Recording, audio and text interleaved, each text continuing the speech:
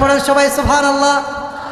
এবার তিনি আবার নামাজ পড়তে আসছেন ফজরের, দেখছেন নবীজির জায়গায় ইমাম হয়ে আছেন ওমরে ফারুক রাদিয়াল্লাহু তাআলা আনহু। সুন্নাত পড়লেন, 2 রাকাত ফজর পড়ার ডান, বাহিরে বের হয়েছেন, দেখছেন স্বপ্নের মতো ঠিক সেই একজন ঠুনঠুনে মুরব্বী দাঁড়িয়ে আছে বাহিরে। বলছে, আবু বকর, এই হচ্ছে আমার বাগানের খেজুর, তুমি খেও, ওমরকে দিও, দুজন মিলে ভাগাভাগি করে দিও এবং দোয়া করো যেন আমার বাগানে আল্লাহ বরকত দান করে। এবার সে বলছে, কি রে, স্বপ্নে যা দেখলাম তা খেটে গেল, এখনই স্বপ্নে দেখলাম যা তা হয়ে গেল, কেমনে সম্ভব? এবার ওমরের কাছে আসছে, ইয়া খলিফাতুল মুসলিমিন, এই বাটি খেজুরের আছে, আপনিও খান, সবাইকে বন্টন করে দেন।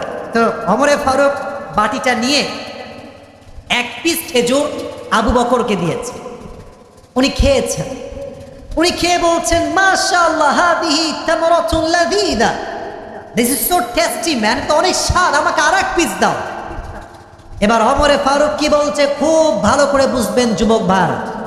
ওমরে ফারুক বলছেন, ইয়া আবু বকর, লাউ আন্না রাসূলুল্লাহি সাল্লাল্লাহু আলাইহি ওয়াসাল্লাম যাদাত লাযিদনা, যদি নবীজি তোমাকে একটা খেজুর বাড়ায় দিত, আমি ওমর তোমাকে আরেকটা খেজুর বাড়িয়ে দিতাম। সুবহানাল্লাহ।